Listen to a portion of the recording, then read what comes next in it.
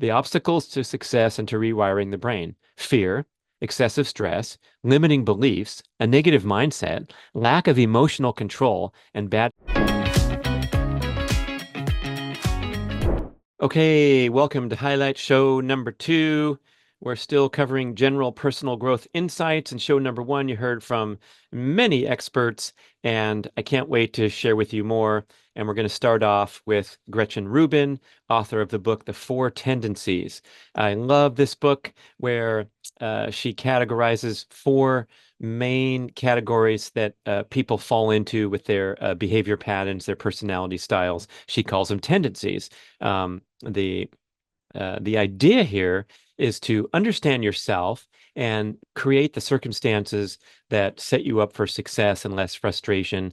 The descriptive of the book says, by learning how I respond to expectations, we gain explosive self-knowledge. The 4 tendencies are upholders, questioners, obligers, and rebels. Our tendency shapes every aspect of our behavior. So understanding this framework lets us make better decisions, meet deadlines, suffer less stress and burnout, and engage more effectively. The 4 tendencies explain why we act and why we don't act. And you can take a 4 tendencies quiz, a pretty short quiz that will give you an accurate identification of your tendency. You have a primary tendency, then you might have a little bit of a secondary one. But I think most people will really enjoy uh, understanding these categories and then reflecting on them as you put yourself in certain situations that are maybe really successful and feel natural and comfortable, and then times where you struggle and need to strive to align better with your tendency. The tendencies are difficult, if not impossible, to change or alter. It's just kind of how you're wired and how you've grown to operate through life. So the first is the upholder description. I love routines, and people think I'm extremely disciplined. So this is the classic type A person that has 3x5 note cards for what they're going to accomplish today. They are disciplined to meet both inner and outer expectations and routines and schedules, and are even disciplined with self-care. So they just are dialed in and very precise and focused going through life. So their main strength is discipline, and their weakness potentially can be that rigidity that can come in when someone is tightly locked down in this descriptive manner. Sometimes they're compelled to follow rules, even when it might be more sensible to ignore. And they're also frustrated when others aren't quite as upholding as they are. I think the key takeaway when I describe each of these is how they respond to inner and outer expectations. So inner expectations would be like your own set of personal goals, your to-do list, whether you get sidetracked because other people are convincing you to do something else. And then outer expectations would be the expectations of the workplace and society around you, your role as a parent, friend, mother, father, son, daughter, assistant manager, whatever. So the upholder responds to both inner and outer expectations. Next, the questioner. I love researching, and people sometimes say that I ask why too much. The questioner needs to learn rationale and background information before acting. They're logical and efficient at everything they do. Once they accept an expectation, you can count on them to deliver. All outer expectations become inner expectations after they get their questions satisfied. So imagine a simple example in the workplace where the boss tells you that you need to drive and return these boxes downtown on a rainy night instead of wait till Monday. It was a actual example in my brief accounting career. Why do I have to go out of my way on a rainy Friday night with intense rush hour traffic just to bring boxes back in the pouring rain? And I remember hitting a bump with the dolly, and the boxes fell all over the rainy sidewalk, and they were just soaked. And I was so upset that they made me do this that I just dumped everything in a cubicle and went about my miserable Friday evening of sitting for an hour in traffic just to drop off some boxes. Like I couldn't keep them in my car and bring them in Monday. Anyway, um, The questioner needs to learn that rationale before acting. So, the outer expectation, like the boss wanting me to deliver a bunch of cardboard boxes on a rainy Friday night, becomes an inner one after they get all the questions satisfied. So, if I had peppered the boss with questions like, why am I doing this? Why can't I do it Monday? And they gave me a good reason, then as a questioner, you make all your outer expectations inner ones. Make sense to you? Yeah, you need to have your rationale before acting, or to be at your best, right? This is all your tendency. So the strengths is that logical and reasoned approach to everything, the analysis, the efficiency that it brings, and the weakness could be annoying others with their constant questioning, or at times paralysis by analysis. So you can't act until you ask a zillion questions, might be frustrating to others and even yourself. Uh, Quote from Gretchen Rubin: questioners have the self-direction of upholders, the reliability of obligers, and the authenticity of rebels. We'll learn more about what those mean as I go down to the third tendency, which is the obliger. I put others ahead of me and I value harmony in relationships. Obligers answer to outer expectations, but they resist inner expectations.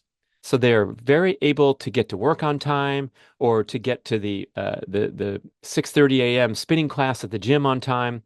But it's very hard for them to be self-disciplined on their own in the manner that an upholder is that I described, the person who's type A and has got everything locked down. So they're going to do their workout by themselves and then head right to work on time where they're expected to be.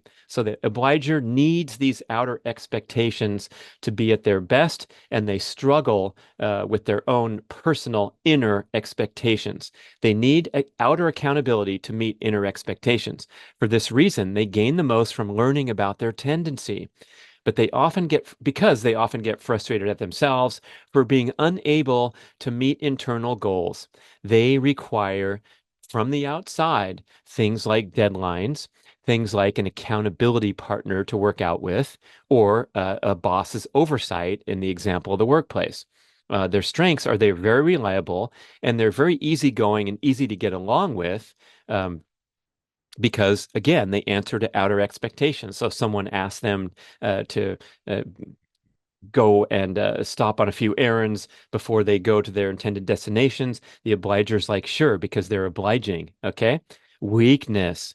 They can easily get taken advantage of, like I referenced in the previous example. So they have to stand up for themselves to be the best they can be, but this is against their basic nature.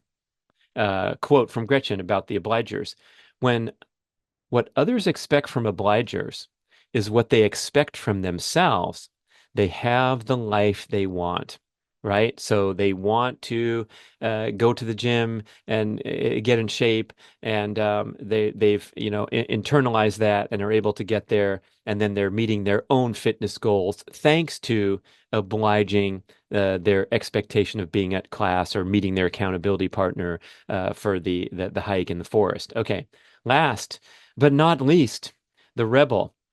I value freedom and choice. I do what I want to do when I want to do it. Rebels resist both inner and outer expectations. Rebels want to do what they want to do in their own way and on their own time. If someone else tells them to do the exact same thing, they might resist. They don't even want to tell themselves to do something. They prefer to act from freedom, choice, and self-expression. Oh boy, this one hit home for me big time because I definitely I don't like holding myself accountable even, not to mention answering to others' accountability. I much prefer to go with the flow and to jump into things when I'm compelled to do so. I'm highly productive and disciplined, but it has to be on my own schedule. I can't had really difficult time answering to the structured workplace setting. Also had a difficult time thriving in a structured team setting. Naturally, I gravitated toward individual sports rather than team sports because I wanted to do things my way, on my time frame, my time schedule, and my applying my philosophies. So this can be a strength, of course, and great achievements have been delivered by all types of rebels in society, people who are free thinking and going outside the box. However, the weaknesses are abounding as well. One of them is that others might have trouble understanding what makes a rebel tick. And the tendency to resist doing things that others want you to do is certainly a weakness and a source of frustration. So I think knowing my high awareness of my extreme rebel tendency, I need to set myself up in situations that work for me.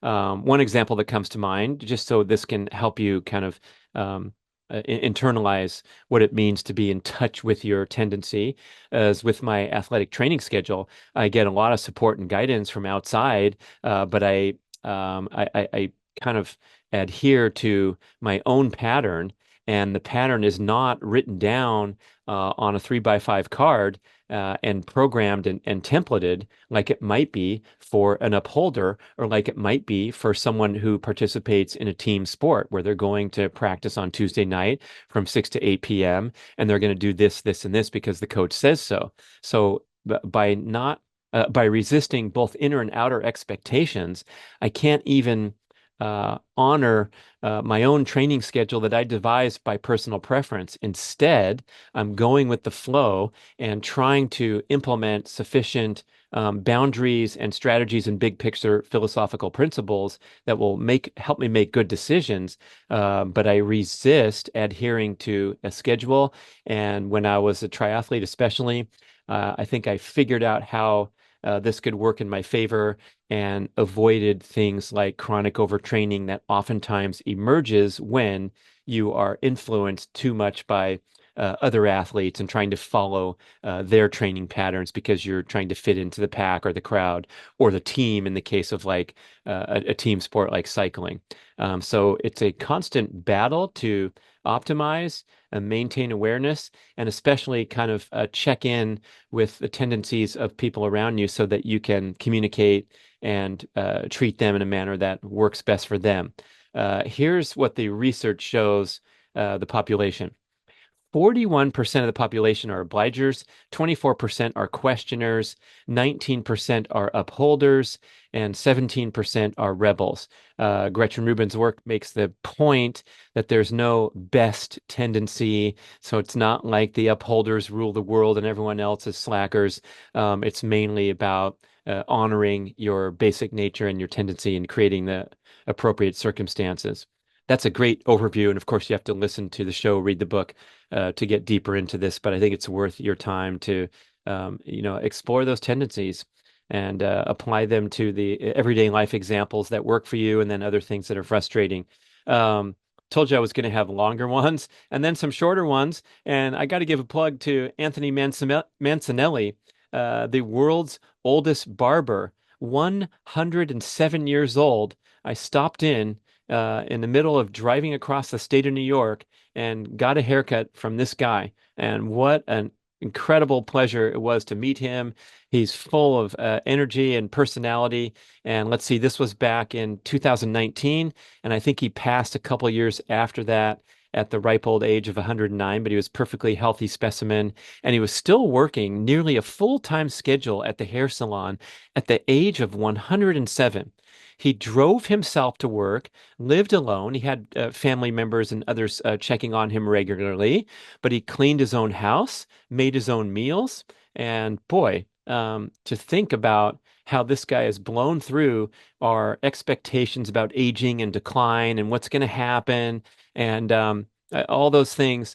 He emerged. Of course, a lot of genetic good fortune, but we mustn't discount the impact of his attitude. So I was kind of interviewing him, and Mia Moore was putting the tape recorder on the phone close up. He was difficult to hear, but I published a show about it. You can go hear some of his tidbits, and I really appreciated like his matter-of-fact way that he answered some of the questions, like how do you get to work every day? And he looked at me like I'm a dummy. Like, well, I drive, of course, but I think what I was getting at was like, if you're 107, what do they do? Just, plop you here and then pick you up when you're done working. But it was like it was such a routine thing to him. He wouldn't think of anything else. Um, there was a Guinness World Record presentation at his barber station where he got the award for the world's oldest barber. Imagine that. But he described to me how I think he started, working in that career at age 13. So he had, over 90 years experience in a barber shop. Yeah, pretty amazing. And we were so excited to meet him. We took pictures, I recorded him, and then as we were walking out, I kind of turn and look, I was at the front desk, front counter paying, um, adding a tip to my credit card transaction, of course, and I look over and there he is, sweeping the floor of the hair as you do after each client leaves your chair.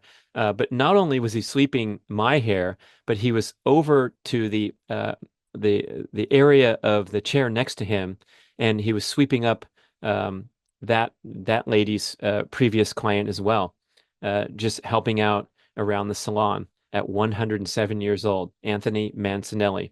How did I find this guy? An article came up on Mia Moore's morning news feed on her mobile device, when you just kind of log in and see all the different article choices.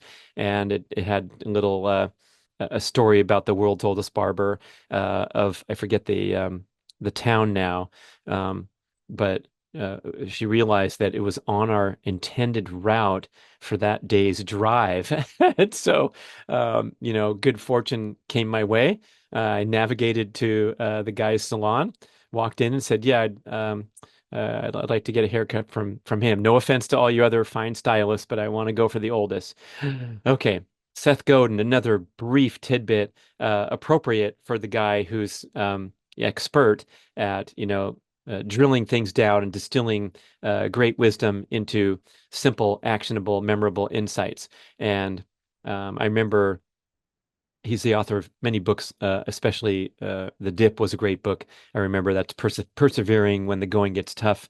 And most people drop out. And if you are able to persevere, you break through and have tremendous potential to succeed because there's a funnel, especially in the most competitive career circumstances. For example, especially in athletics, it's so obvious where a whole bunch of kids are playing high school football, and probably every single one of them wouldn't mind to play college football, but it's, only one out of every, 70 high school football players or basketball players. There's a funnel as you go up in levels, right? And then another one going from college to pro and so forth. Same thing in the workplace. The people apply to medical school. The admission rate is very low, and then to persevere and graduate, of course, you're home free after that, and you have a good career awaiting you. But you have to persevere through these dips.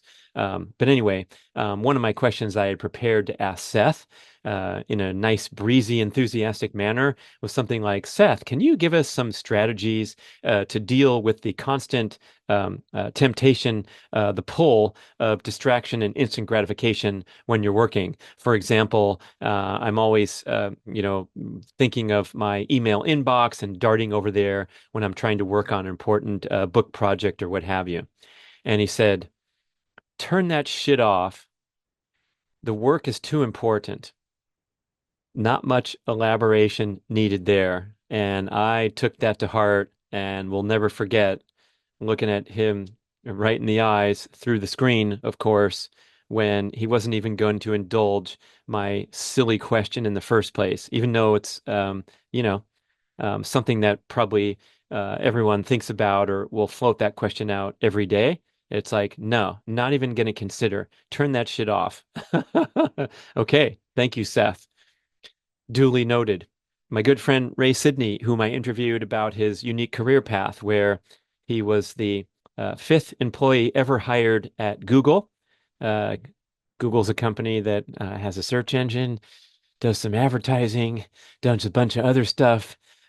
Grew quite a bit from when he started in the duplex in Palo Alto, California, But everybody's fascinated by the tremendous wealth that emanated from Silicon Valley that continues to, and tracking down one of those early employees and getting this tidbit from him, I thought was really great, especially for young career aspirants. He said that he studied hard and achieved the highest level of education. He graduated from Harvard, got a PhD from MIT, so you can't do any better than that. He later got an MBA from UC Berkeley, and in a recent college ranking, the top three in the country were Harvard, MIT, and Berkeley. So, he did his thing, but he says he was driven by a natural interest and passion for mathematics.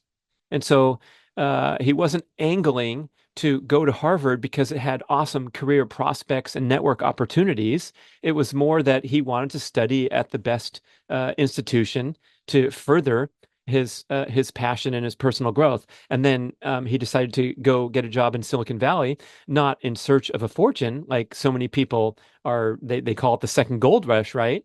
Jim Clark, no, what's his name? Michael Lewis's book, The New Thing, talking about that in detail. The title was The New Thing. You heard that right. So anyway, Ray went to Silicon Valley not in search of a tech fortune, but because he was looking for an opportunity to challenge the skills and the training that he had and try to make a difference in the technology world. So what I call this is cultivating a pure motivation. I reference it a lot with my athletic career, where I was called to be a professional triathlete because I just loved challenging my body and the intensity, the competition, and the excitement of being able to dedicate myself so fully to such a difficult endeavor, and a great challenge to become competent in all three sports and race against the best people in the world. But it certainly wasn't in pursuit of riches, of which there weren't any in the fledgling sport of triathlon when I was starting. It's not an easy way to make money by any stretch, and the same for Ray's story, where it was never about making a fortune.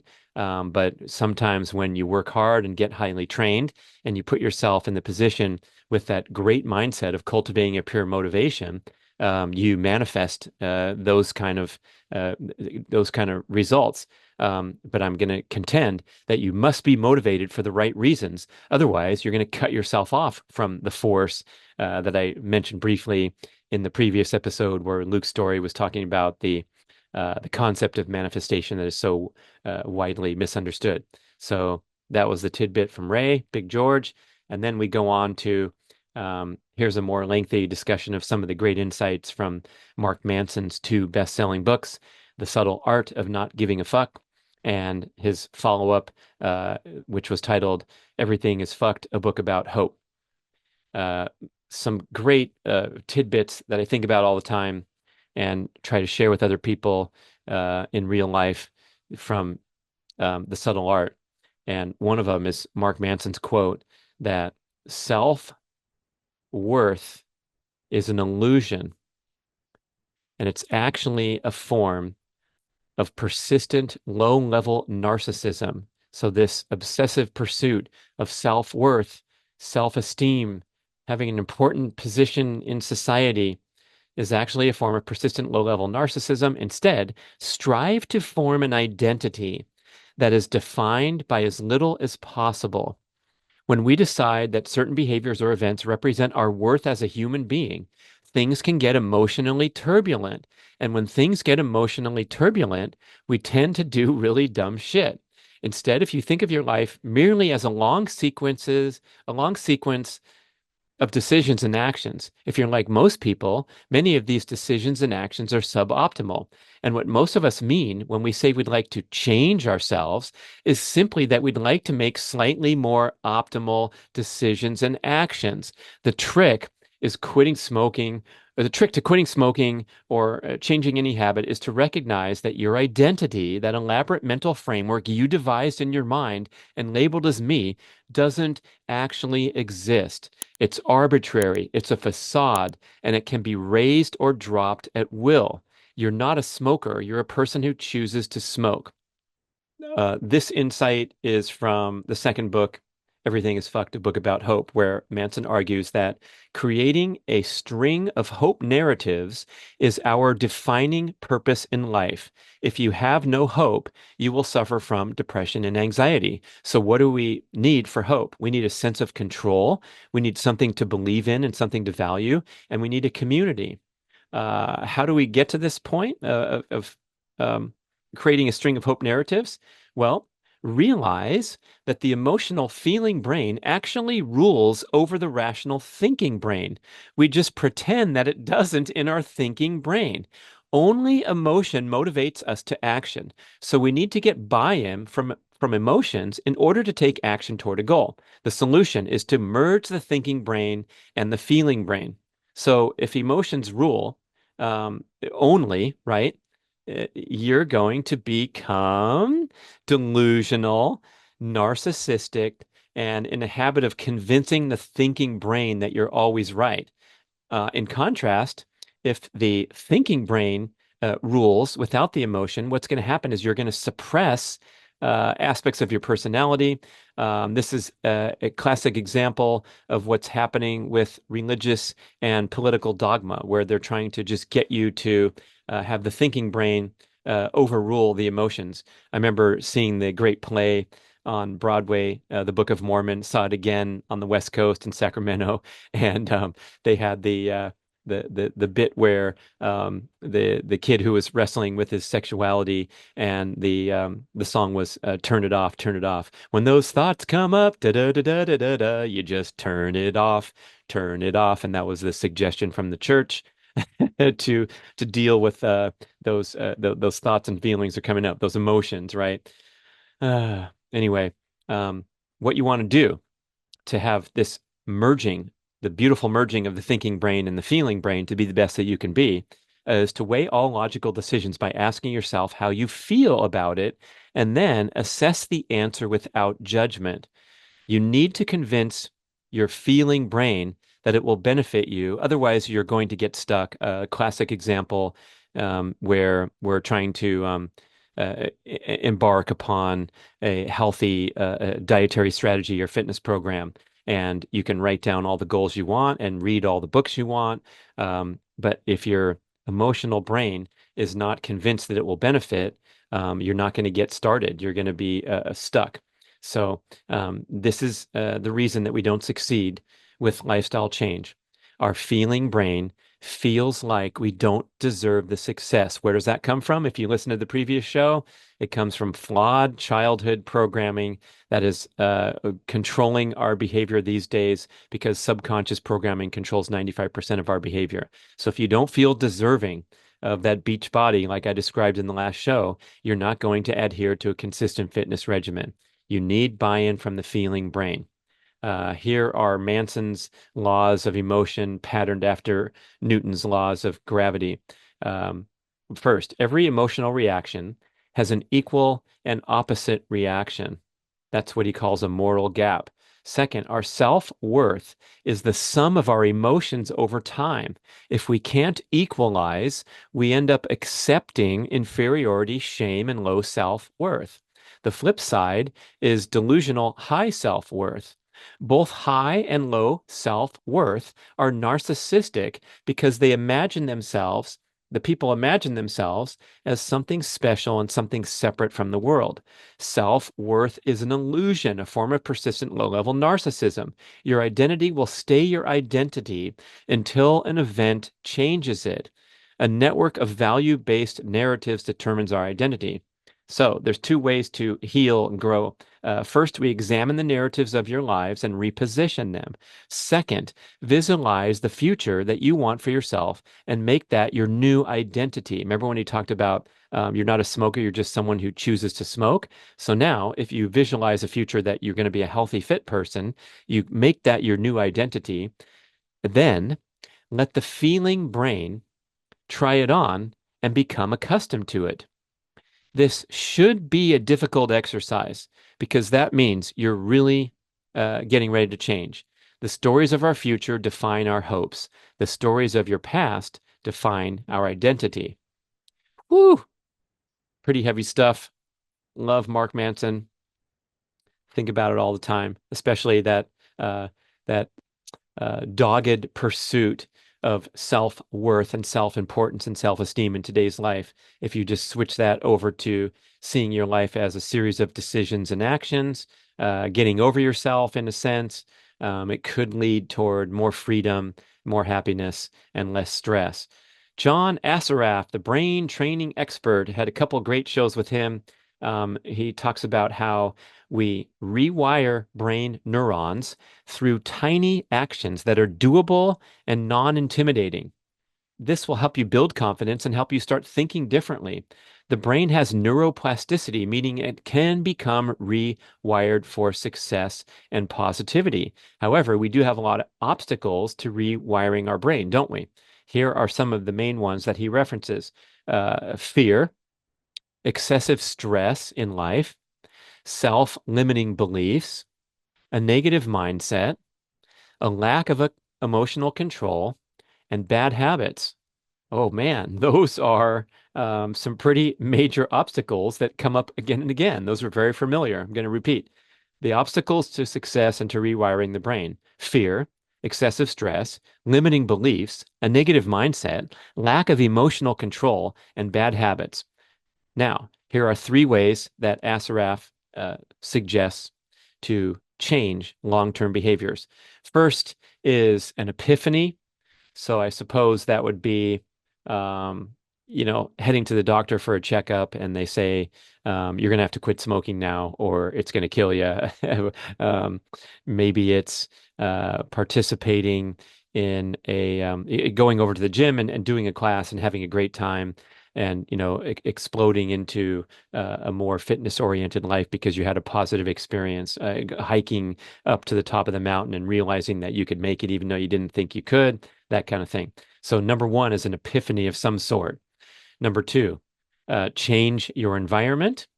And number three, take baby steps. And this one's coming up a lot for me lately because number one best-selling book of the last several years is called Atomic Habits by James Clear. And one of the most important takeaways that he offers is that for true habit change and lifestyle change, you have to take baby steps because we often get overwhelmed.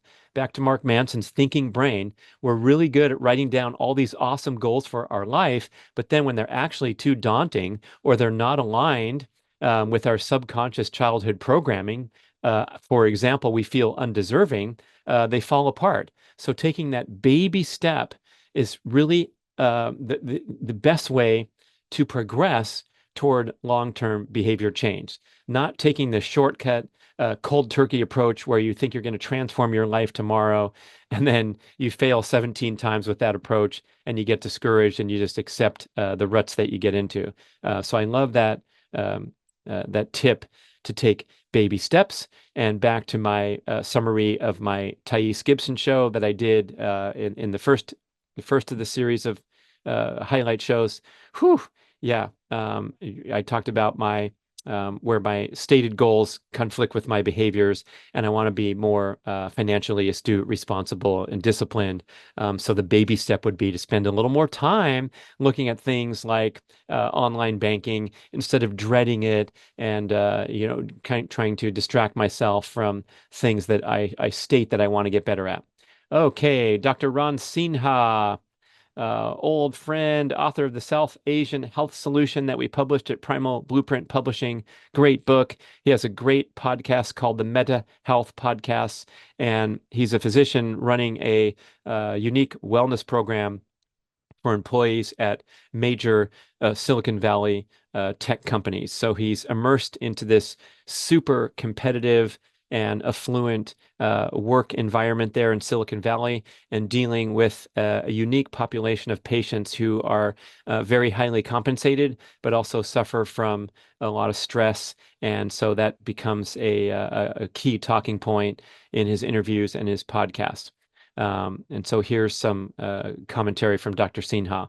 If you're pushing yourself or your loved ones toward external goals and setting higher and higher expectations while consistently sacrificing nutrition, exercise, sleep, social connection, nature connection, and mindfulness, then you're chaining yourself to the hedonic treadmill and not making progress to a more fulfilling life.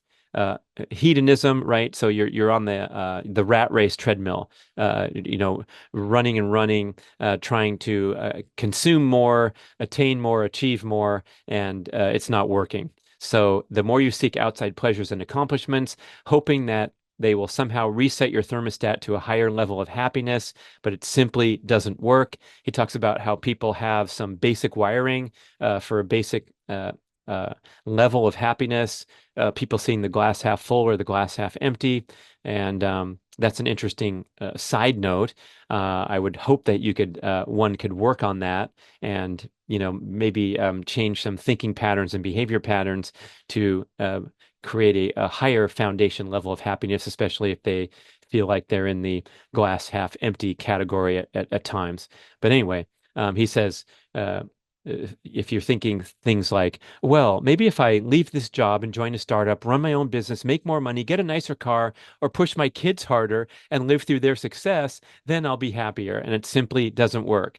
In Silicon Valley, there's a tremendous focus on constantly driving toward external goals to hopefully reset the thermostat. It rarely ever works. As a matter of fact, it creates sequentially greater and greater expectations that result in temporary highs, and then you're back to your preset level of dissatisfaction.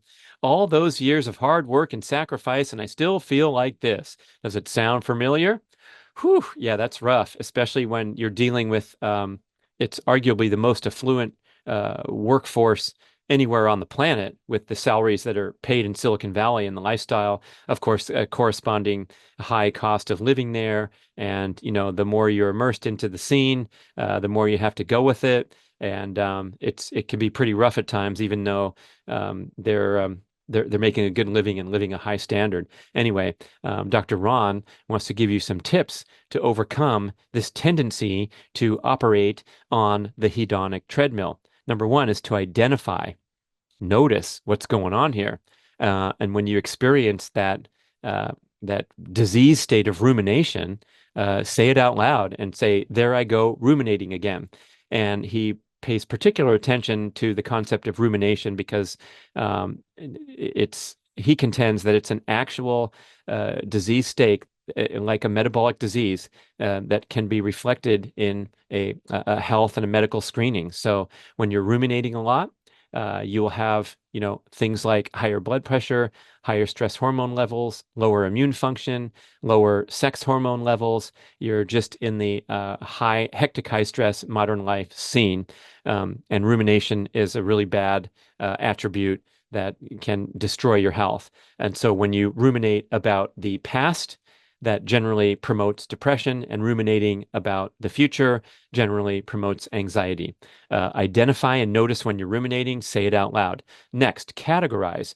Be familiar with the common rumination movie that you play in your head, such as things like high expectations and social comparisons. So categorize your ruminations, then externalize. Grab some popcorn and watch the ruminating thoughts like a movie. That reminds me of Dan Millman's advice. He says, live your entire life as if you are watching a movie. So you're totally connected. You're going to cry when there's a sad scene. You're going to laugh. You're going to be happy when there's a positive scene. But when the movie's over, you get up and walk out of the theater and go on with your life. So letting things go was Dan Millman's continued message there in his books, The Way of the Peaceful Warrior series, and Dr. Ron giving the same advice. So have a healthy distance away from your ruminations and watch them like you're watching a movie, and then let it go and move on. Next tip from Dr. Ron: detach and distract. Rumination is sticky, and it will pin you to your office chair, your couch, or bed so you feel helpless and paralyzed. You literally become a victim or prisoner of your own thoughts. Immediately detach yourself from your rumination environment and then positively distract yourself with exercise, reaching out to a friend, reading a book you enjoy, doing something creative, going out in nature. The simple act of working in a public place like a coffee house, other than in my solitary office, says Dr. Ron, makes a huge difference. Next tip: be present. Ruminating about the past, depression, ruminating about future, anxiety. The space in between is the present, and mindfulness practices like meditation can help you get back to your center. Next, pause and reflect. Become the wise elder every now and then. Ask yourself if you're constantly running on that hedonic treadmill and forcing your family down a similar path. Prioritize your mind and body and encourage those you love to do the same. Remember, you cannot reset your thermostat through incessant material pursuits and external goal achievements. Finally, the last tip, get help. For many, the rumination movies continue to dominate their lives despite using some of the above techniques. There are past experiences and traumas that have become strongly embedded into our psyche and need to be addressed by a mental health professional. Unfortunately, seeking help is often considered taboo to the very individuals and cultures that need it most. Oh boy. Okay, a few short ones, and working our way toward the finish line of the part two highlight show on general topics of personal growth. Uh, Dr. Judson Brandeis, I had a couple of good shows with him. He's the male urology and sexual health expert, and he contends that actually 95% of erectile dysfunction is psychological, not any problem with your plumbing. You can determine this if you take the commonly prescribed drugs and they work. But the psychological stuff is a little more difficult to unwind. However, if you do have some issues with your vascularity and the health of your sexual organ, consider this a 10-year advance warning for heart disease. So what happens is with bad circulatory health, the small blood vessels in your penis get clogged before the bigger ones in your cardiovascular system. So how do you correct course here? Of course, all the healthy lifestyle habits like improving your sleep habits, your dietary habits, your exercise habits, improving your vascular health. And at Dr. Brandeis Clinic, he also has some really great treatments. The Gainswave treatment modality that I've talked about on the podcast before and advertised, where you can find a provider in your area, is one of the great suggestions, where you do shockwave therapy to improve the vascular function. It's particularly directed for sexual health, but overall cleaning up your lifestyle and considering some interventions if necessary to get things right when you get that 10-year warning sign against the real bad stuff. Jake Steiner, the expert on vision and the creator of the organization endmyopia.org.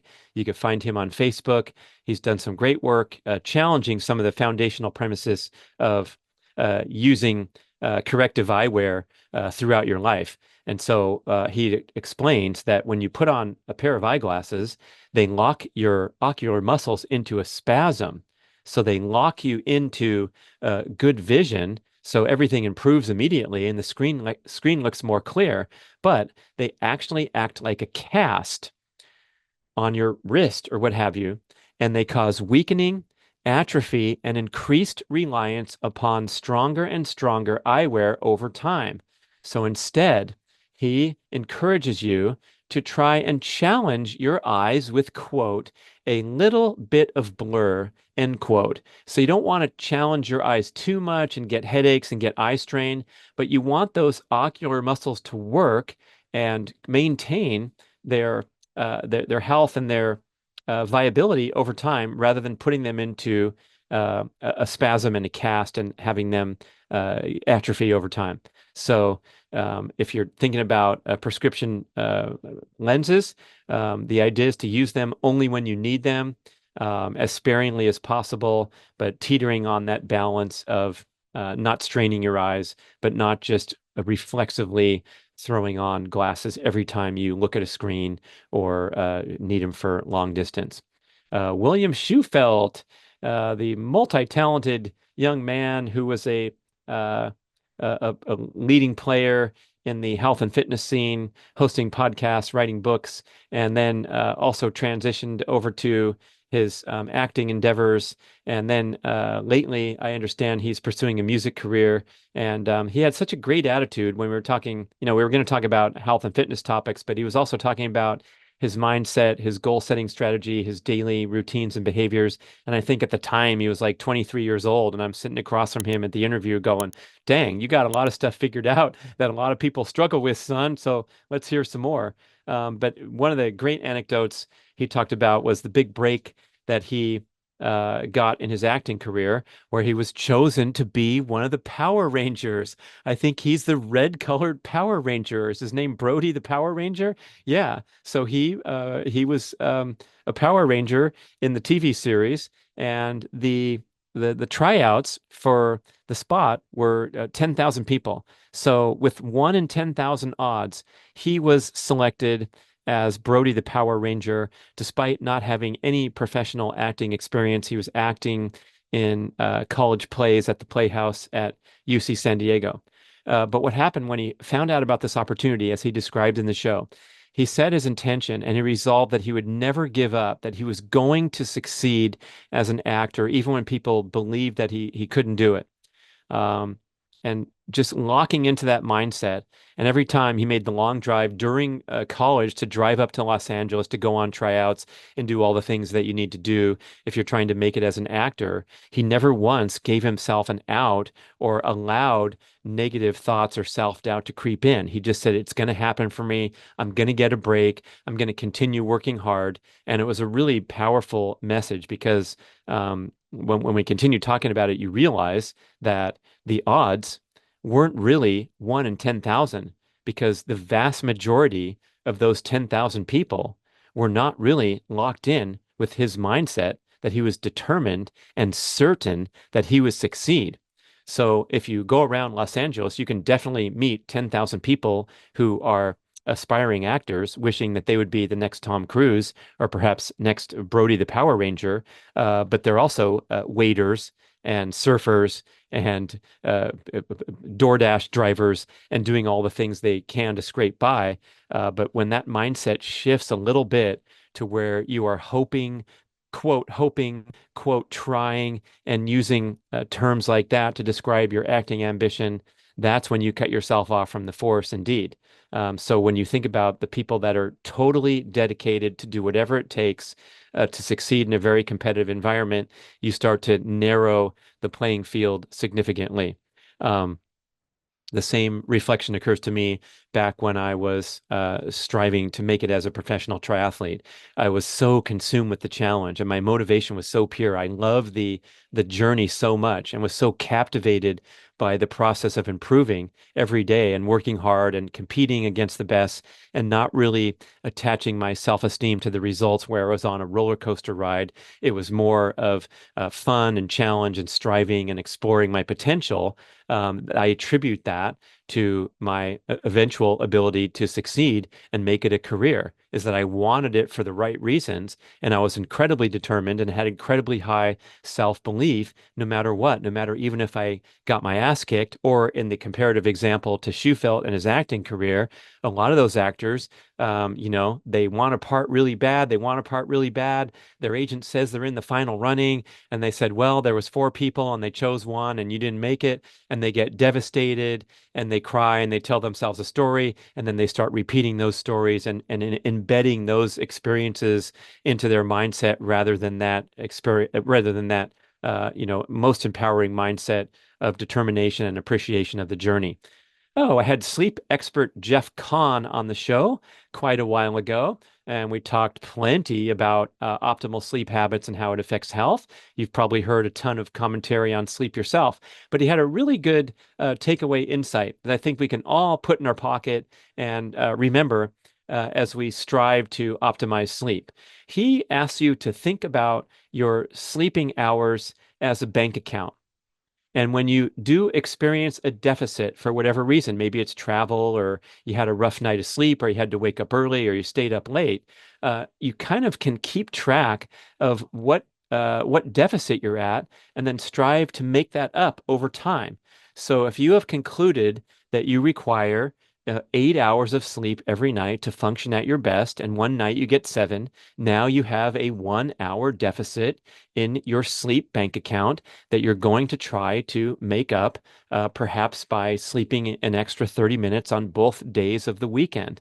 So if it's 7 days a week, 8 hours a night is your personal optimal. That's 56 hours in a week. And you can kind of just keep a running scoreboard to help you prioritize sleep. And yes, indeed, your body is actually pretty good at making up for lost sleep, especially with naps. As you probably know from listening to the show, I'm a huge fan of naps. And I feel like after a 20-minute afternoon nap, I wake up feeling so refreshed and energized that I simply can't do without it if I want to be a productive, focused, and mood balanced, positive energy person.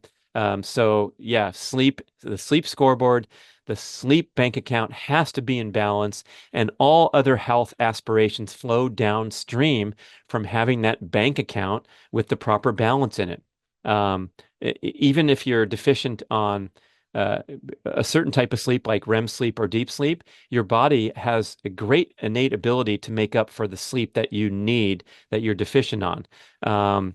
What happens in the course of a evening period of sleep is you prioritize deep sleep early in the night, and then you prioritize REM sleep in the morning as you're about to wake up. So if you had an early morning wake up call for a flight, you're going to be a little deficient on REM sleep, and that might be the type of sleep that dominates if you're able to find a way to fall asleep on the airplane flight. And if you stay up late at night, then you're going to be deficient on deep sleep, and you'll be automatically making that up when you take your next nap or perhaps your next night of sleep. Okay, Dr. Robert Lustig, the fantastic book, The Hacking of the American Mind. We're going to end this episode with a nice overview of the important points that he makes in that book. And basically what he's saying in the descriptive term on the book, in the last 40 years, government legislation and subsidies have promoted an ever available temptation combined with constant stress, with the end result of an unprecedented epidemic of addiction, anxiety, depression, and chronic disease. With the advent of neuromarketing, profit-seeking forces of corporate America have successfully imprisoned us in an endless loop of desire and consumption from which there is no obvious escape. Lustig says that the assorted vices that are being peddled to us by very powerful marketing forces attack the same hormonal response until the brain is flooded with instant gratification dopamine and has less and less chance of feeling happy and content. That is, there is no more space for the serotonin pathways to be lit up. That's the brain chemical that promotes happiness, contentment, the feeling of a life well lived, where dopamine, they often call it the pleasure chemical. It's actually or the reward chemical. It's actually the motivation chemical. It's the thing that drives you to seek pleasure.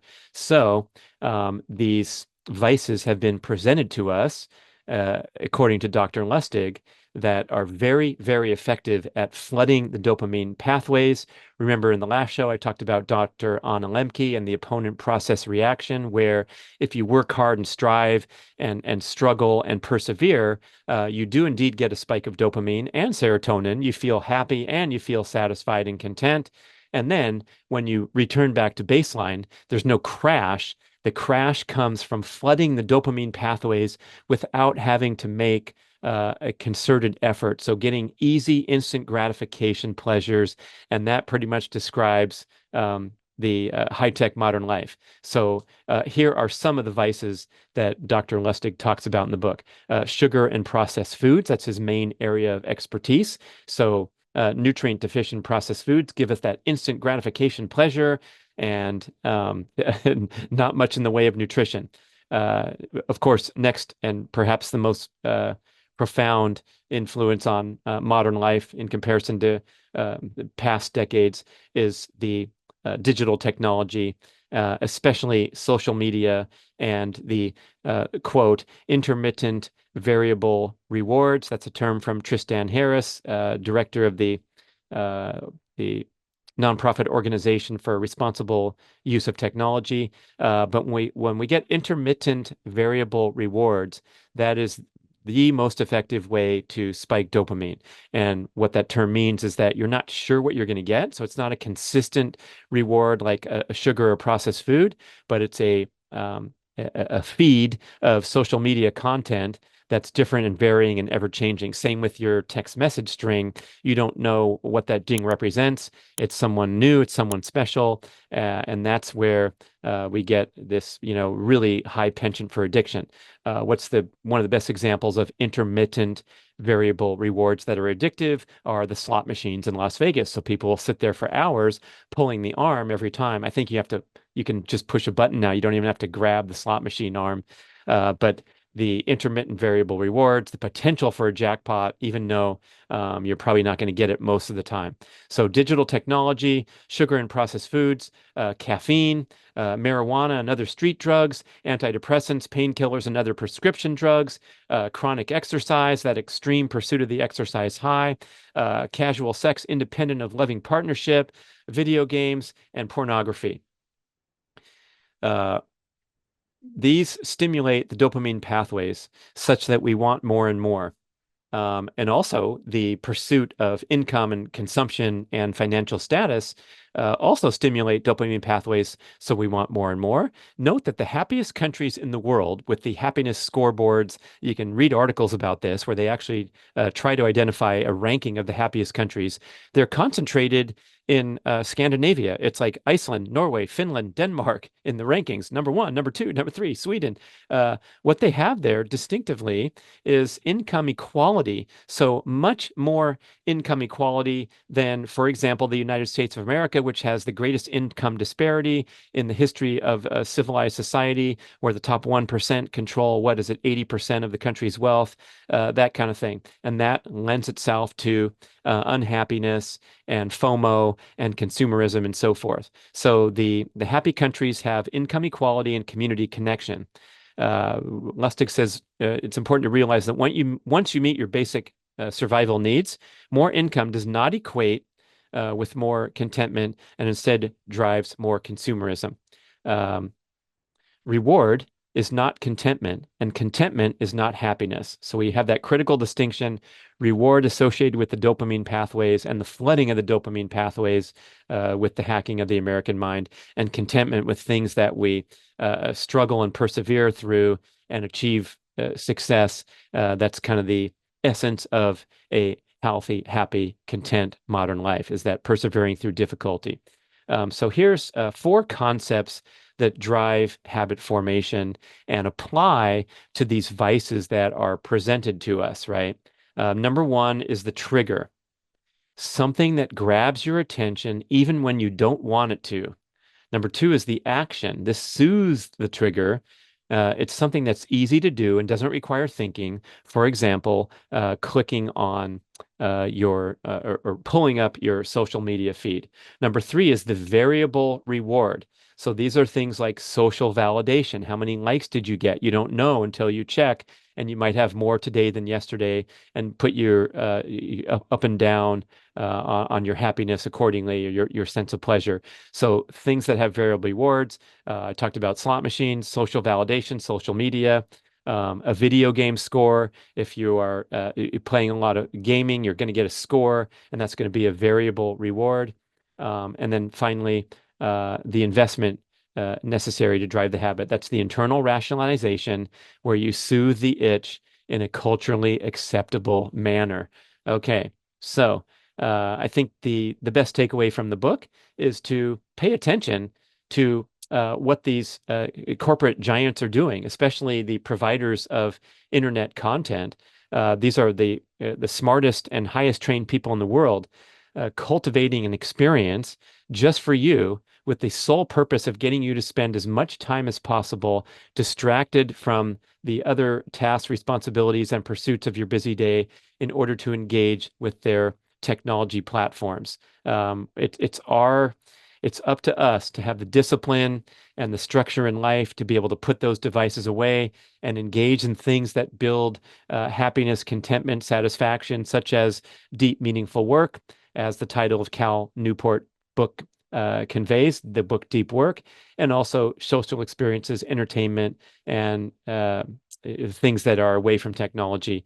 Not to mention the other things on the list. I mean, look at sugar and processed foods comparing to spending time shopping for, preparing nutritious meals, enjoying them in a reasonable, uh, calm, and sociable manner with other people. One of the great pleasures of life is sitting down to a meal, a home cooked meal with family, and that has been decimated for the last several decades with the fast food industry and the easy access to indulgent processed foods. And I can go on and on down the list, of course, comparing porn addiction and indiscriminate sexual activity versus the happiness, contentment, and higher calling of a loving partnership, and so on and so on. Okay, that does it for part two of the multi-part series on highlights from B.rad podcast interviews. Thank you so much for listening, watching. Let me know how you think, how you feel. Podcast at bradventures.com to email. Thank you.